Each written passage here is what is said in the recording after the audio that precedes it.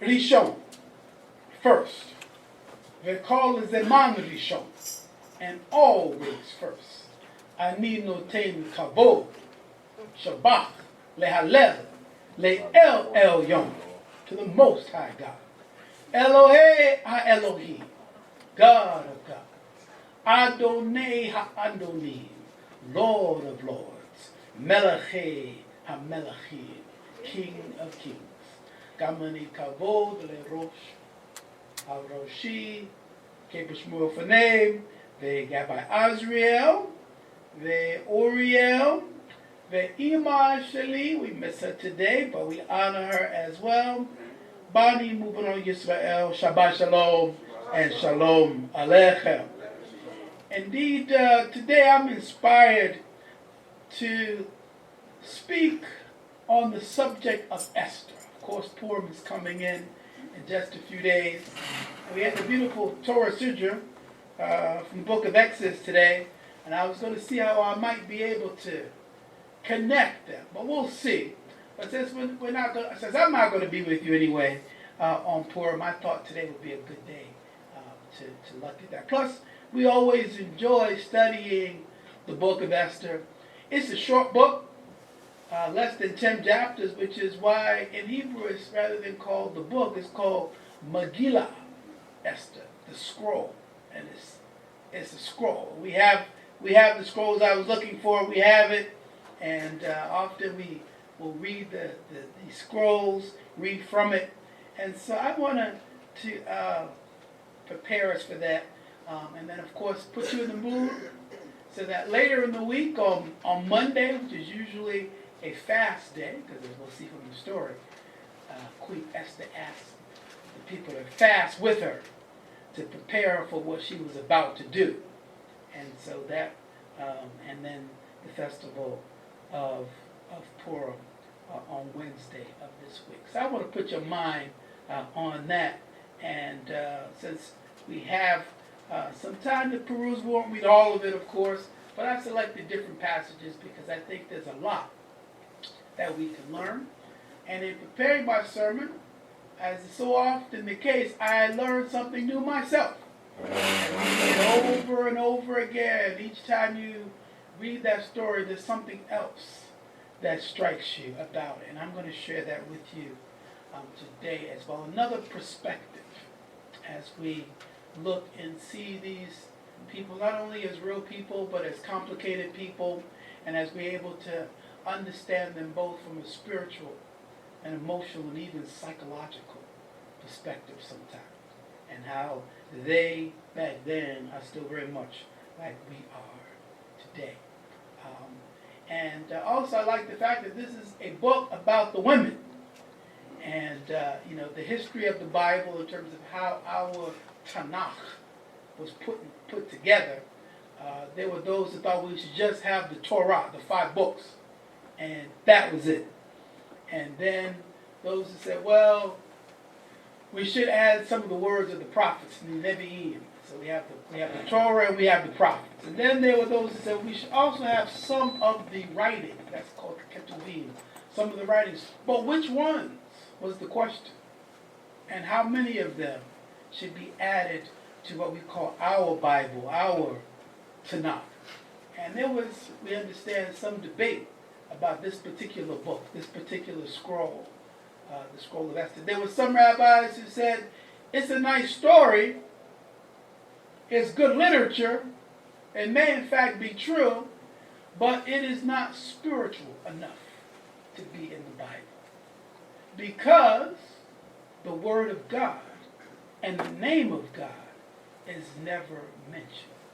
And so that put it, they said, in the category of secular literature, not spiritual literature. So you have good stories and good movies, but not all of it is spiritual. Luckily, wiser heads, and I like that part in the Torah today, where it says Chacham Lev, which is often translated those who have a willing heart, but Chacham actually means wisdom, does it not? So those who have a wise heart. And it's okay to translate it willing heart, because if your heart is wise, it makes you willing. And so, but it says those who have a wise heart, and the wise-hearted people said, even though the name of God is not mentioned, the presence of God is throughout the whole story. And sometimes it is more important to have the presence of the Most High God in your midst and in your actions. And that is more important than to have the Word of God coming out of your mouth. Because a lot of people talk about the Word of God and different things, but the difference between word and action, and when you could have the Word of God speak for you, then you don't need the Word to use words. As one great theologian said, you should preach always, but only use words when necessary. So there's other ways to do it other than words. But if you're preaching only consistent words, then that is a problem. So let us look at the book of Esther if you have it with you. I'm going to, as I said, I've selected some passages and we enjoy it. I certainly miss that my mother's not here today because she loves this book. I think she loves all the books. We all know what her favorite passage is. This might be a close second, the book of Esther, and we enjoy that. So as we look at this Megillah Esther, in the first chapter, in the first verse, it begins this way in many translations. Now it came to pass in the days of Ahasuerus, that was Ahasuerus, who reigned over 127 provinces. So he was the king, a Persian king, and his dominion, it tells us, stretched from India to Ethiopia. From India to Ethiopia. And this is important because often we think of these Persian kings as Babylonian rulers. But what we know is that during this time, the Babylonians had already conquered the land of Israel. In 720 BC, the Babylonian exile, in which they carried away 10 of the 12 tribes. And Israel became one of those 27 provinces. And those provinces extended all the way to where? In Africa. All the way to Ethiopia. And for us, we have to take special note of that because a lot of people just skip over that.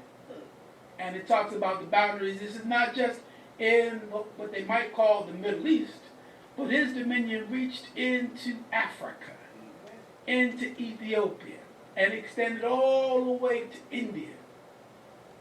But it didn't say that it went any place in Europe. It didn't say all the way to France, all the way to Poland, all the way to Russia, all the way to Germany. Those people and those places and those countries are not mentioned and not part of this story. But places where we are from are there.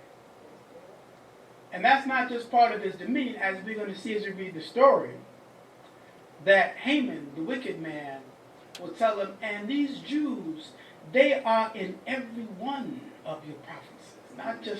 Not just in Babylon, those who were carried away by the rivers of Babylon.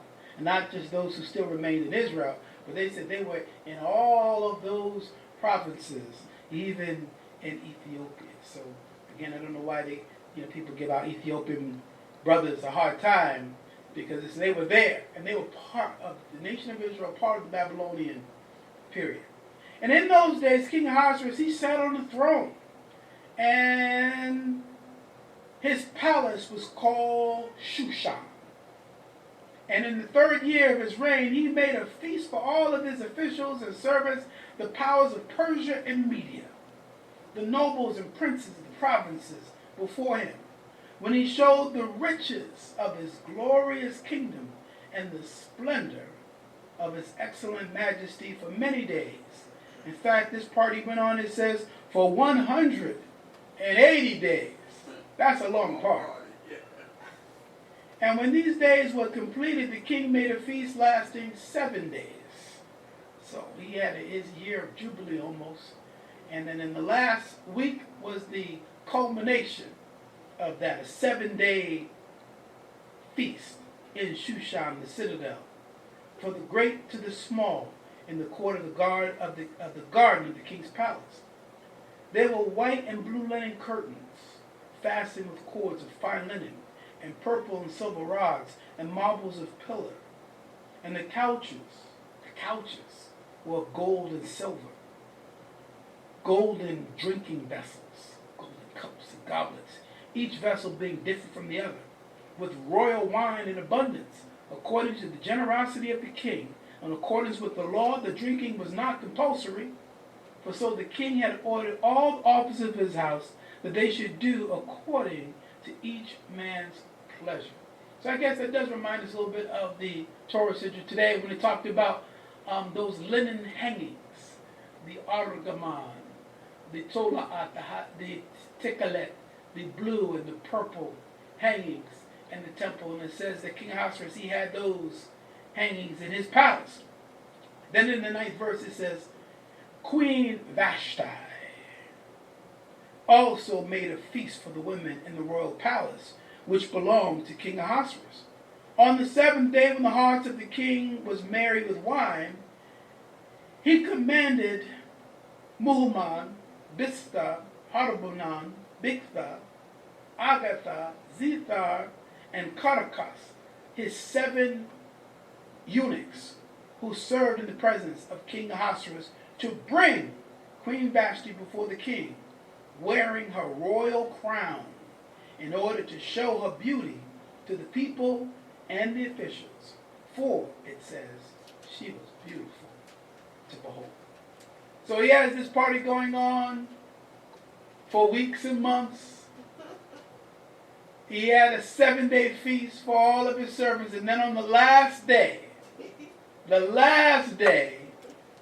then he decides to invite his wife, Queen Vashti. 12th verse. But Queen Vashti refused.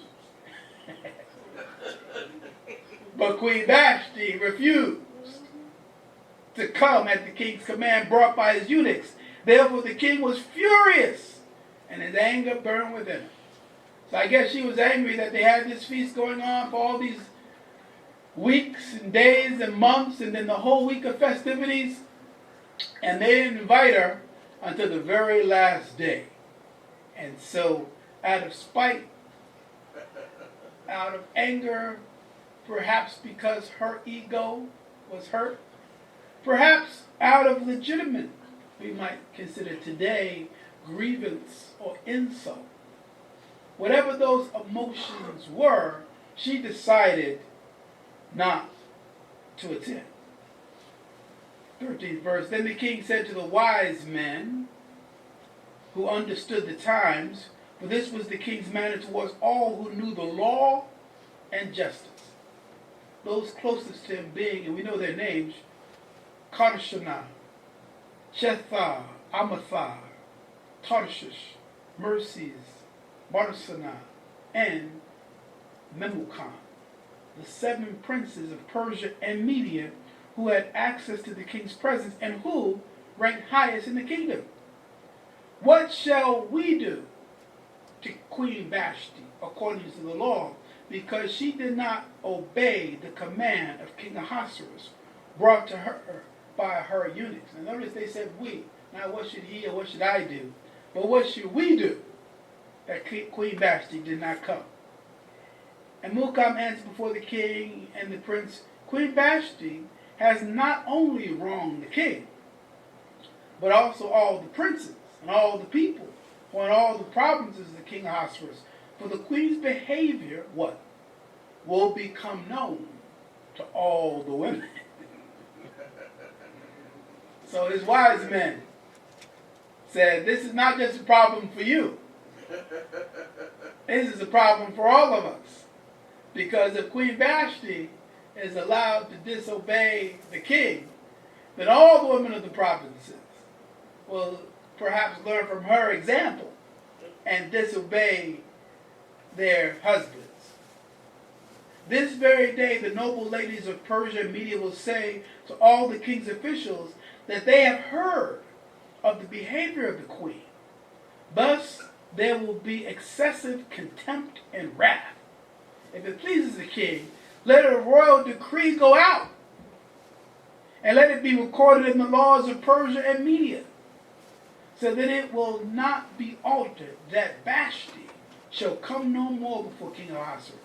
And let the king give her royal position to another woman. When the king's decree, which he will make, is proclaimed throughout all the empire, for it is great, all wives will honor their husbands, both small and great. And the reply pleased the king and the princes, and the king did according to the word of Memucan.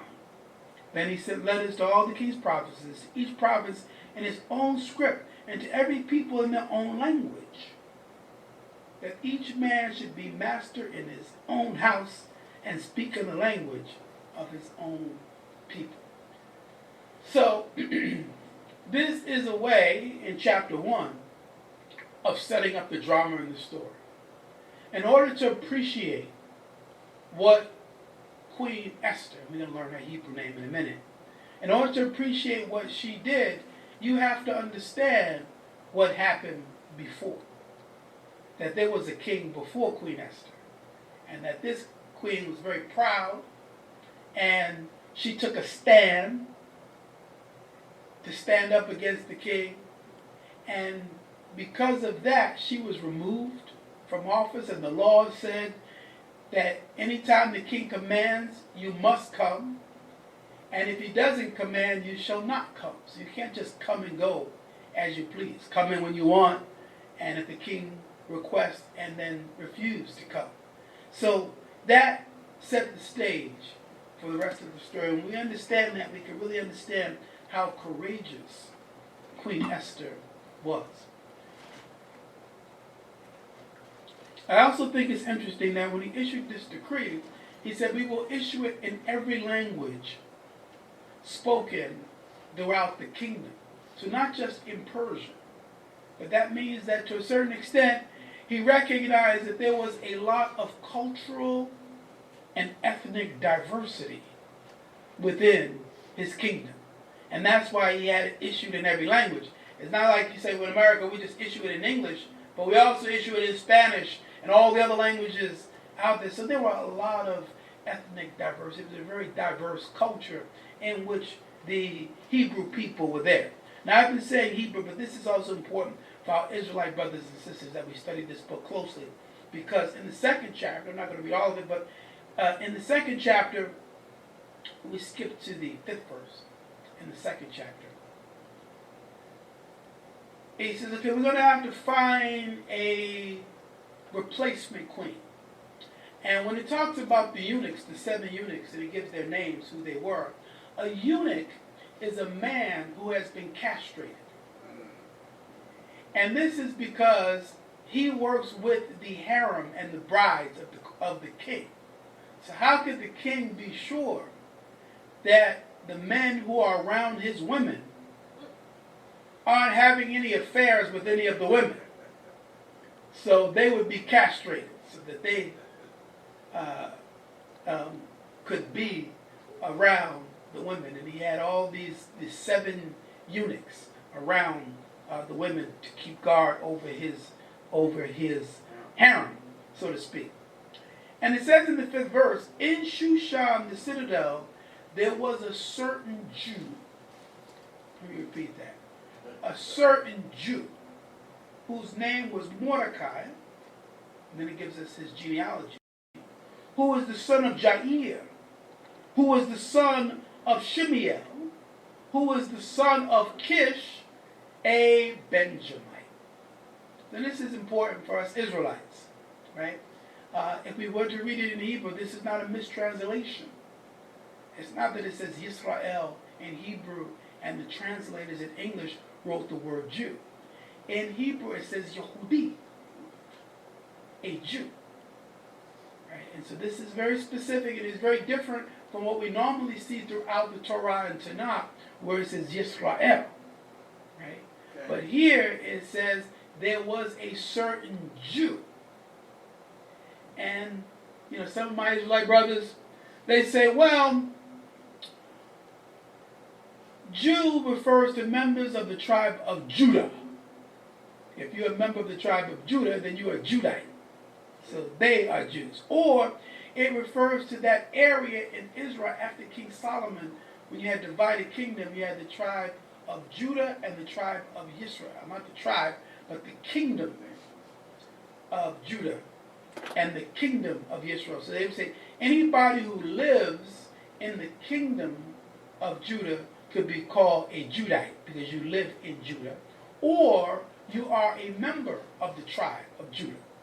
But in this case, neither of those terms apply because they are not living in Israel. They are not living in Judea. Where are they living? They're in Babylon. They're in the city of Shushan, which is where the palace of Shushan is. And is Mordecai a member of the tribe of Judah? He knows his tribe. He was able to trace it back several generations back to the tribe of Benjamin. So he is of the tribe of Benjamin. So he should not be called a Judite. He is a Benjamite. Nakon? Correct? So what does this teach us? It teaches us that even during the biblical period, even during the Babylonian period, Israelites were already being called Jews. So it is not a European term. I want to make sure everybody's clear about that, everybody understand that. See, because I'm comfortable with the term Israelite, Jew, Black Jew, they're all acceptable to me. There are some people who don't want to be called Jews. They were Israelite, I understand that as well, but and incorrectly assume that the term Jew is a European term, only refers to European Jews. And what we see here in the Bible, in the book of Esther, that it is being used broadly and generally to describe any Israelite regardless of their tribe. Even if you have the tribe of Benjamin, you'd be called a Jew. Even if you don't live in Judea, they still call you a Jew. And this is who Mordecai was. And when he heard, this Jew, that they were searching for a new queen, he volunteered his niece. And her Hebrew name was what? Hadassah. Hadassah. Hadassah is a Hebrew word. It means myrtle. When we at Sukkot, when we have the lulav, we have the Hadassah, which is the myrtle branch as part of the 4 spices. So it is that is her name, Hadassah. That's what she grew up with. That's what people called her. That's what Mordecai called her. They called her Hadassah. But in Babylonian society, she went by the name of Esther, which is not a Hebrew word. Esther is a Persian word. It is a Babylonian word. And interestingly enough, it refers to one of the Babylonian gods, the god Ishtar. And Estar in the Persian language means star, Ishtar. And so that is the meaning of her name. So she not only had a Persian name, she had a name that was associated with one of the gods of Persia. So anybody walking around with that name, you would not assume that they were a Jew, right? It's like, somebody walking around with the name Christopher, you would say, well, that's, referring to Christ or Christina or something like that. So they have 2 Babylonian names. Mordecai is also a Babylonian name. We're never told his Hebrew name, but it's from the Babylonian god Marduk. So he is Mordecai after the Babylonian god Marduk, and she is Esther after the Babylonian god Ishtar. So they have, in other words, good camouflage in their names, and as they go about. And Hashem intervenes and allows her to win the beauty contest. I'm skipping much of chapter 2 here as we get into chapter 3. Allowed her to win this beauty contest, because this is supposed to be a contest of all the most beautiful virgins in the country from all the provinces, and they would choose who would be the next queen after Vashti. And that would become Esther.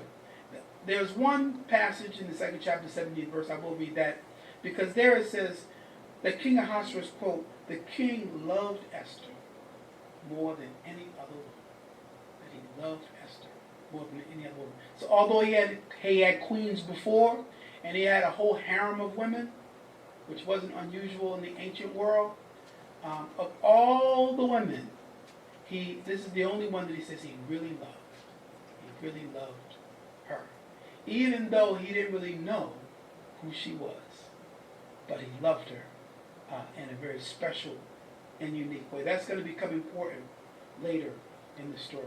Now, once she's queen, Mordecai still hangs around the palace. It seems he was hanging around the palace all the time anyway, and this is how he finds out about the contest. And also he finds out some other information about an assassination plot. So it's a very interesting story with all these subplots in there to assassinate the king. But, and this is what struck me different this year, was I was usually focusing on Esther and the story of Esther. But there's a subplot in here about ego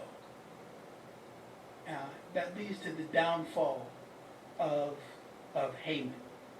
And in the 3rd chapter it says that Haman, who is King Ahasuerus' right-hand man, after these days King Ahasuerus promoted Haman, the son of Hammedatha the Agagite, and advanced him and set his seat above all the princes. All those princes were there at the beginning. He was the highest in King Ahasuerus' court. And all the king's servants who were with King bowed and paid homage to Haman, for so the king had commanded concerning him. But, end of the 2nd verse, Mordecai would not bow or pay homage. He would not bow. Then the king's servants who were within the king's gate said to Mordecai, why do you transgress the king's command? Now it happened when they spoke to him daily, so every day he walked through the streets on his horse, everybody would bow down for Haman, but Mordecai would not bow. And he would do this every day. And they would say, see Mordecai, he would not bow. And he told them that he would not bow because he was a Jew. And again, he uses that term, Jew. So we have to ask ourselves, is there something in Torah that forbids a Jew from bowing? Yes. Do we have examples all through Torah of Israelites bowing? Yes. So we just finished the book of Genesis, of course, and it says Abraham bowed his face to the ground in front of the children of Het, right? And of course, all Joseph and Jacob and all their experiences in early Egypt, when you come in the presence of Pharaoh, all the subjects would bow. And this would be normal custom and tradition, and especially under the Babylonian kings, you would bow in their presence. So what is going on here with Mordecai? Bowing as a sign of respect and bowing as worshiping are two different things. So we said, thou shalt not worship any other god before, but thou shalt not bow down to them, nor serve them. And so our other brother Daniel has a book named after him too. He won't bow to the Babylonian gods. Right? And so this is different. Say, I want you to worship our God as a sign of respect. If you were to go to China or Japan, right, and you wanted to learn the proper way to greet someone, they wouldn't be shaking their hands. They would bow, and that is a good way of. Speaking of this coronavirus, people have been talking about we should have a different way of greeting. They got the elbow shake. Then there's the foot tap, like Kid and Play, you know. And you can do the foot tap. And then I've been seeing on Facebook people say we should go back to the Star Trek. Live long and prosper. I like that one actually. And I had an article when Leonard Nimoy, who played Spock in the movie, when he died, how he came up with that sign, right? So Gene Roddenberry said, "You're going to play a Vulcan, which is from another planet." And then when he asked them, well, how do Vulcans greet each other? And they left it up to Leonard Nimoy, who's playing the part, to figure out his own greeting. And so he said he got this from the priestly blessing. So he was Jewish, in the synagogue. They would do the Yivarecha, the Navi Yishmarecha. And so he made it right this judge, and he did this, So that's why I like the sign, because we know what it means. This is the priestly sign, right?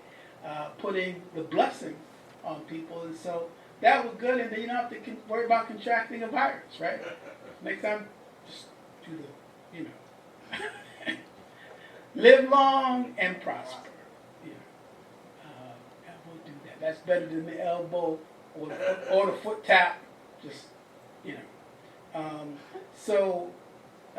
but seriously, what I'm observing this year, looking at the story, is so much of it is about ego. And Mordecai, according to the story, he is upset. Haman is upset that Mordecai won't bow down to him. Everybody else bows, but Mordecai would refuse to bow. And then he says, and then when they ask him what's wrong with that man, how come he won't bow, he says he's a Jew. He won't bow. Now, a lot of the rabbinic commentary says the Agagites were descendants of Amalek, right? The Amalekites, our old enemies. And so when it says Lo Tishkach, don't forget Amalek, because Amalek will never forget you. And so anytime the Amalekites are in a position, they try to destroy the Israelite people. So, Haman to Hitler might have been part of this Amalekite blood hatred. So that's possible. But what it says is Mordecai would not bow. So if he had bowed to concede to Haman's ego, then Haman perhaps would not have focused his anger and vengeance on him. Another subplot. When it comes to King Ahasuerus, who is the king and doesn't have, and it appears to me everybody does bow to him, the King Ahasuerus, right? And Haman comes to King Ahasuerus and he says that the Jewish people, they have their own laws. This is the 8th verse, 3rd chapter, 8th verse. Then Haman said to King Ahasuerus, there is a certain people scattered and dispersed among the peoples in all the provinces. And again, that word all the provinces is important because that means even in Ethiopia. And if Ethiopia is the end as far as it goes, right, then this could also include Egypt and Yemen and, and in all of these provinces, there is this certain people. So that the Jews aren't just in one province, the province of Jerusalem or Israel, but they're in all the provinces. All over that part of the world, they are there. And he says they have their own laws that they obey. And this is true. But in the book of Deuteronomy, as we're coming into the land of Israel, Moses is told by the Most High that this is your law. And it shall be what?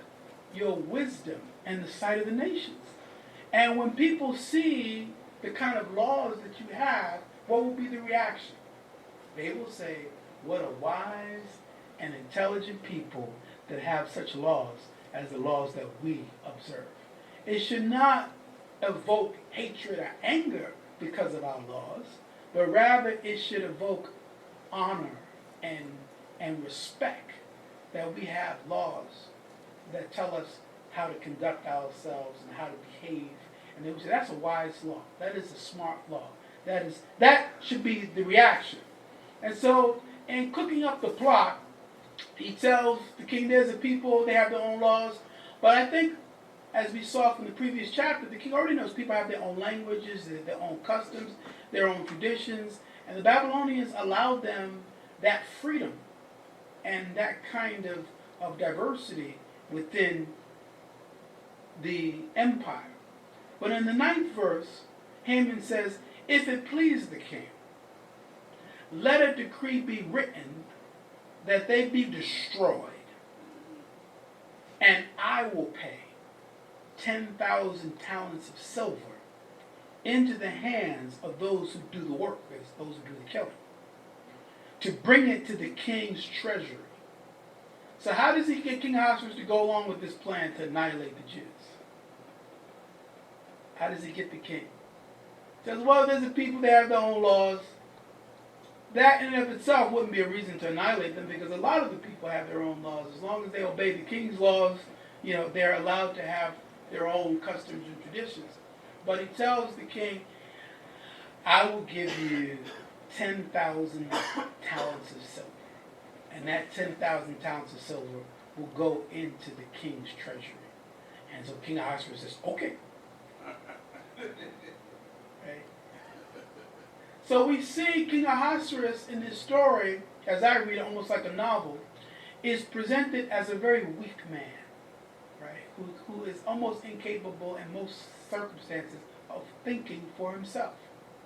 Even when it comes to what to do with his wife, he has everybody's advice what you should do with your wife.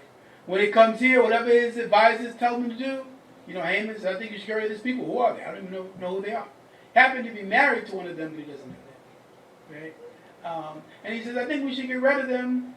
And if you do, you'll get 10,000 pieces of silver that I myself will contribute. And so King Ahasuerus says, okay, you should go along with that. So that is a subplot again of the story that I think is very relevant today. That many of the decisions in the story are motivated by ego and by greed and by money. And that people in power who lack character and lack conviction are easily led by people around them who have evil motives. And that's, part of the story we have there. Let's skip to the end of the 4th chapter now, halfway through the book.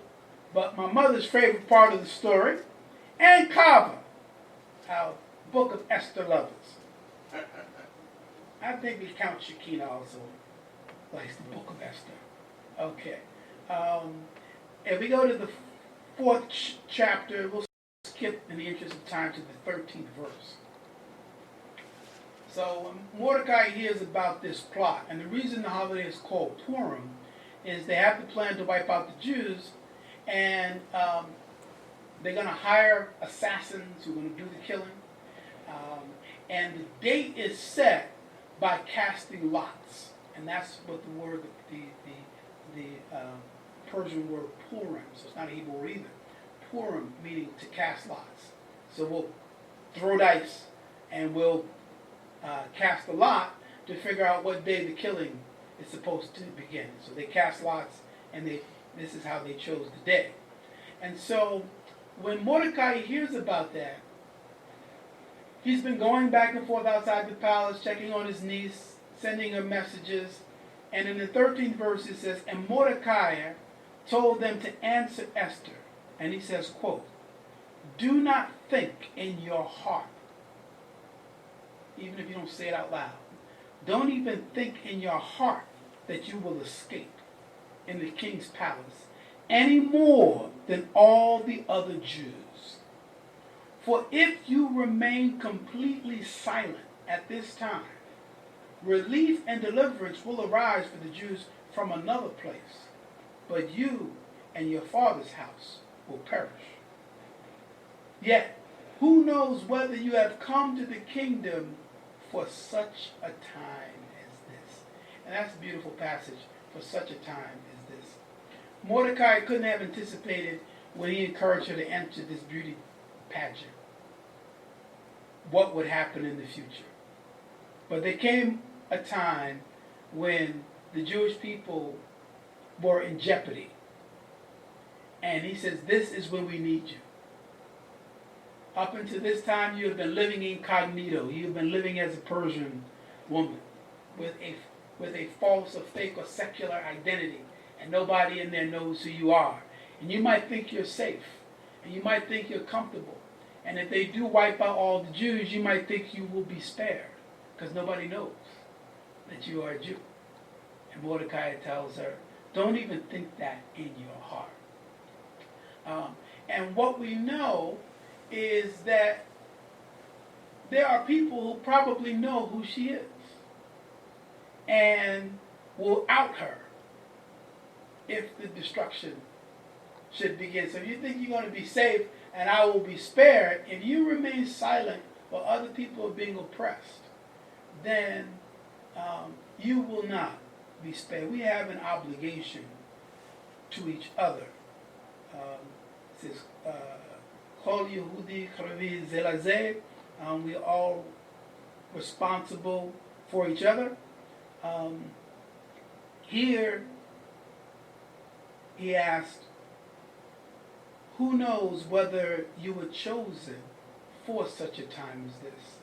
Maybe the reason you are a queen isn't because you were the most pretty girl in the contest. It isn't because you were the most beautiful or the most talented. This again will go to our vanity. Right? Maybe the Creator, who did know what was going to happen, put you in that position for such a time as this. So that when you are needed, we have people in high places who could be there. And when Mordecai assures her, if you don't do something, God will bring salvation from somewhere else. Meaning you might not be the only one. If you don't go to the king, maybe the king has other Israelites in the palace who you don't know about. Maybe the cook. Maybe the butler. Right? Maybe one of the other advisors. And one of them will come forward. But maybe God chose you for that. And I think this is a good thought for us today, to ask ourselves. There's a part of the scripture that says, say not by the work of my own hands that I accomplished everything on my own. Through my hard work, through my sacrifice, through my diligence, I got this. Right? But rather give thanks to the Most High, who gave you the talent, gave you the ability, gave you the intelligence. Right? And perhaps you used those gifts wisely, but God gave them to you. Without that, you wouldn't be able to do anything. He gave you good health. And without that, you couldn't even work. Right? And he gave us all of these abilities. And so he says, maybe this is why you were in the position to begin with. And so now you have to. Now what is the problem? This goes back to the beginning of the story. Even if she wanted to do it, he hasn't called her. And the story of Vashti, the previous queen, reminds us you can't just walk in to see the king. If he calls you, you must come. But if he doesn't call you, you can't come. Because the men around the king that think that's as big a problem as not coming. Having women come when they want, don't come when they want, So if you're having a party, you don't want them there, they can't just come in. And if you do want them, then they must come. So she says, I can't go and just barge in and say there's something I want to talk to you about. Something important that I need to tell you. If he doesn't call me, then I won't be able to go. And then in the 15th verse it says, then Esther told them to reply to Mordecai, go, gather all the Jews who are present in Shushan and fast for me. Fast for me. Neither eat nor drink for 3 days, day or night. My maids and I will fast likewise, and I will go to the king, which is against the law, and if I perish, I perish. As I said, my mother likes that verse, if I perish, I perish. So this also teaches us that sometimes you got to break the law, right? Martin Luther King said this in a famous essay, letter from the Birmingham jail. People said, you're breaking the law. There's laws about having permits to march and to gather and doing these different things. But when you stand up for justice, for what is right, sometimes that means you might even have to break the laws. And so she said, I'm going to do this. I'm going to be breaking the law. I don't know if they're going to let me speak, if I'm going to even get a chance to say anything, but I'm going to do it. But she prepared herself. And this is another lesson I want you to leave with today, that just because you're right, you also have to use good judgment, and you have to prepare yourself spiritually to do something.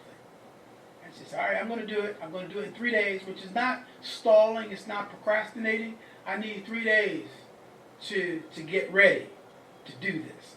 And in those 3 days, I'm going to pray and I'm going to fast. And I want you to ask other people to pray and fast for me, so that when I make that move on the 3rd day, that I might be successful. And so there's a lesson, I think, an important lesson in that. It also goes back to, you can't just wait till you need something or something that you want, right? So it says King Ahasuerus, who was a very weak-minded man, he said he loved Esther. So there was something genuine, something real about her as part of their relationship before this moment. So then when she does come in, I'm going to skip that part of the story. Again, the men say, oh no, she just walked in here.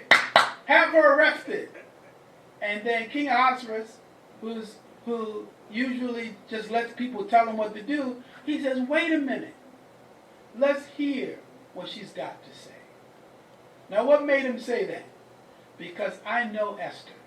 She is no trifling woman, right? If she is coming in here against the law, she must have a good reason, and we need to listen to what her reason is. It also says in the 6th chapter, which I'm also going to skip, but you should read the whole story this week, that it says one night King Ahasuerus couldn't sleep. And I think this is the Spirit of the Most High God working on him. And he didn't know what it was, but he said he couldn't sleep that night, so he got up and he just started reading the book of the Chronicles of what had happened in his kingdom. And he read the passage where an assassination plot had been prevented.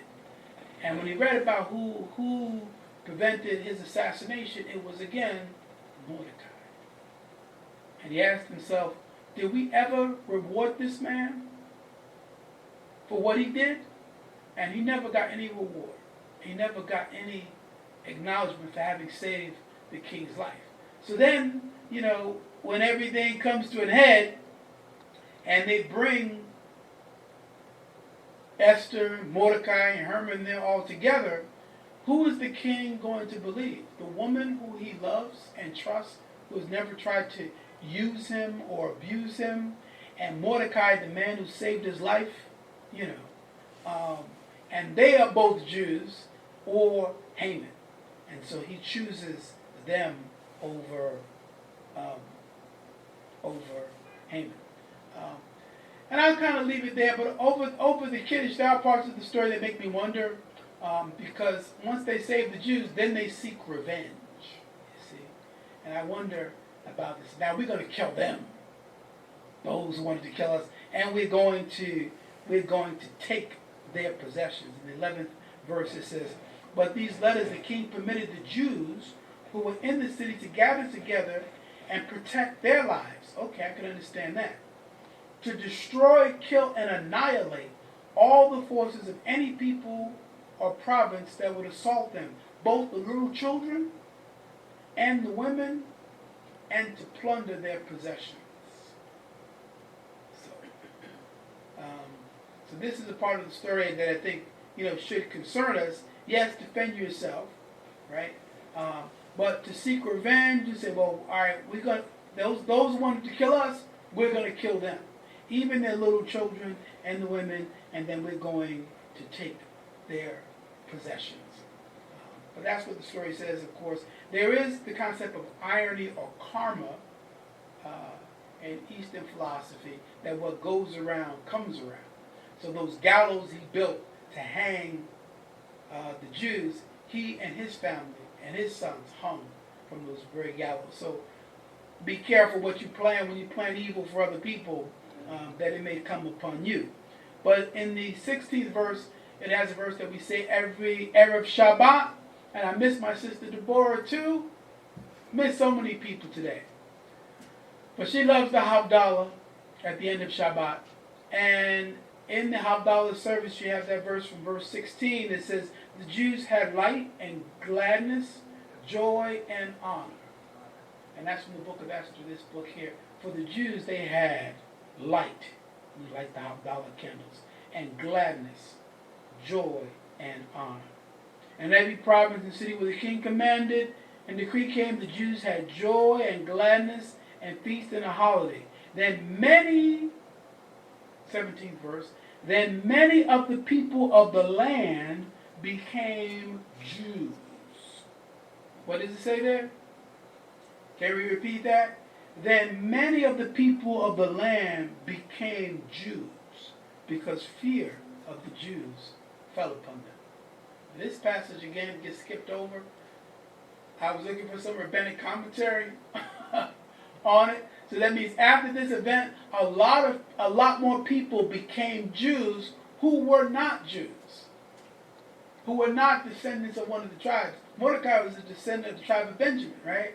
But after this, a lot of people, it says, many people became Jews, right? Could this have been a halakhic conversion? Maybe we'll talk about this over Kiddush. Well, the problem is there are no rabbis yet. The rabbinut would not come into existence until the 2nd century, Second Temple period, right? So how could you have conversion? How could they have had, halakhic conversion? Were they denied, turn them away 3 times? Did they go through a mikvah? All the questions that we encounter today about were their mothers Jewish, right? All of these questions that people say about conversion, were you Jewish? Were you a convert? I sent out my newsletter just yesterday, so you probably haven't had a chance to read it. But I do encourage people to read the book of Esther. And I included an interview with a young woman who talks about her ordeals of being a black woman growing up in the Orthodox community here in Brooklyn. And she talks about all the racism she encountered from a child, to an adult. And how people would always ask her, are you Jewish? Are you Jewish? Are you Jewish? And she said she's, events, but sometimes they wouldn't even want to let her in to the event. She was going to one Kabbalah Shabbat, and they kept her out there for a half hour and wanted her to show her parents' ketubah to get through the door. Whereas the rest of her friends are just going in, and they're like, let's see your parents' ketubah to prove that you're Jewish. To be, and she tells a lot of stories like that. But and then these many of these same people supposedly are reading the book of Esther today, and will be reading the Megillah Esther, and read this passage that we just read here, chapter 8, verse 17. Many people became Jews as a result of this. Okay, the rabbi said you're not allowed to become Jew out of fear. And also out of love, but it should be love of the Creator as your motive. Why did you want to do this? Because of love of the Creator, not because I was forced to out of fear so that I won't get killed. Whether killing the Amalekites, right?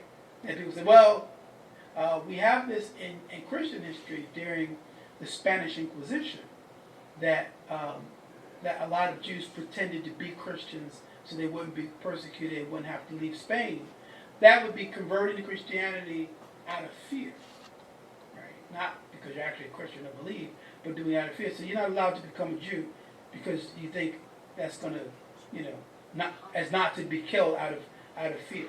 So that's what we have there, and I encourage you to read the whole story this week and enjoy your Purim, which is not just a holiday for children.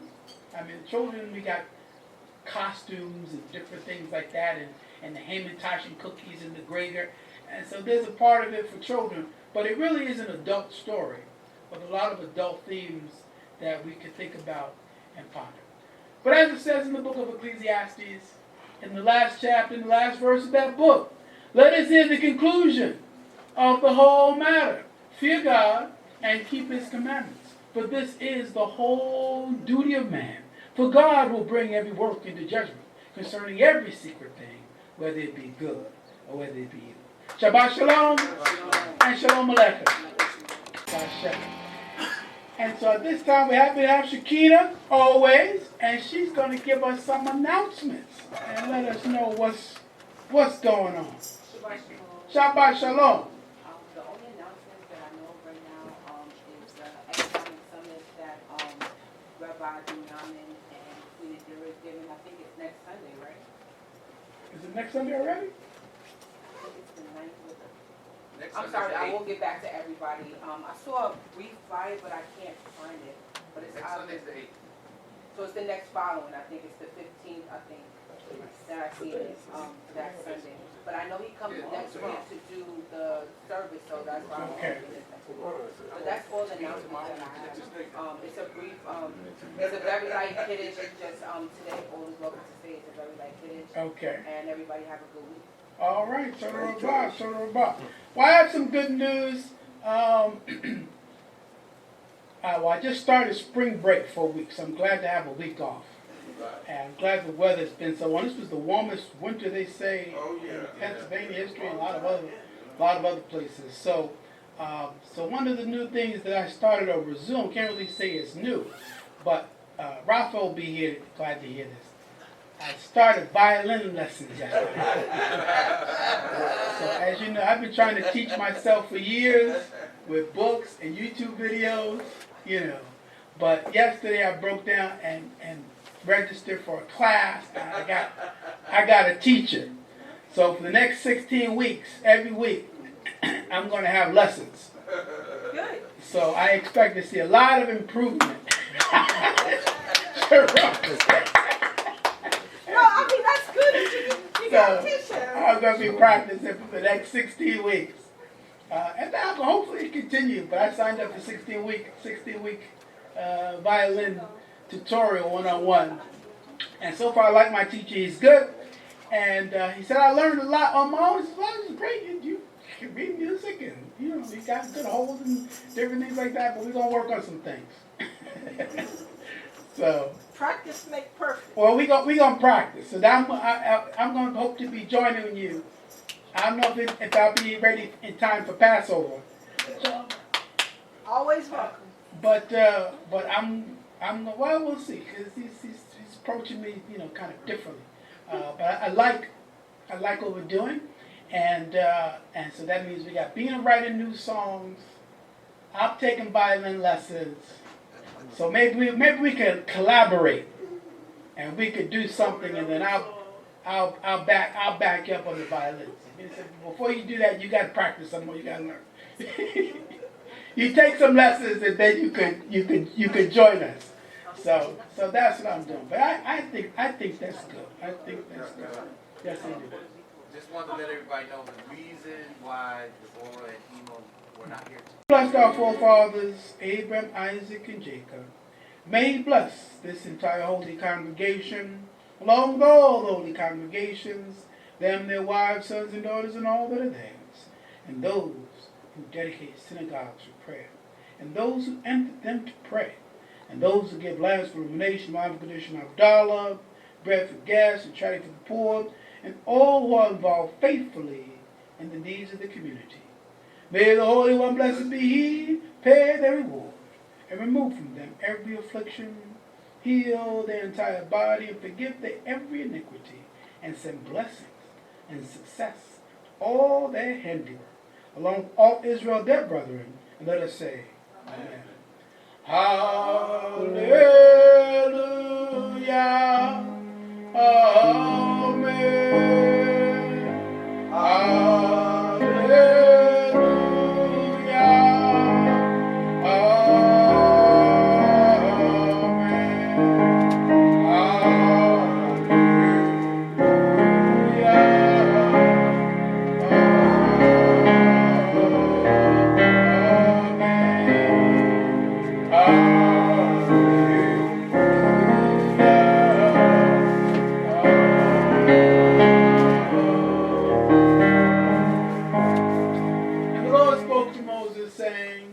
unto Aaron and his son, that they may bless the children of Israel with these words.